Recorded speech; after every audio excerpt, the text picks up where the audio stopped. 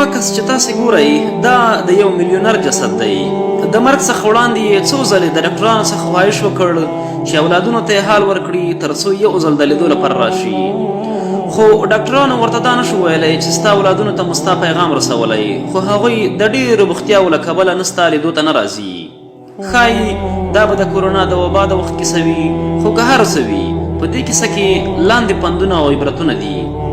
که هر څومره مالدار یې بیا به هم یو ورځ د دې دنیا نه یوازې د خپل اعمالو سره ځي او ټول مال او دولت به دې درنه بل چاته پاتې کیږي.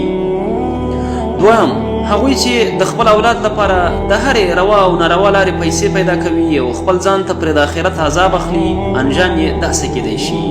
هوکې همدا د دې دنیا یو ستر او تریخ حقیقت دی.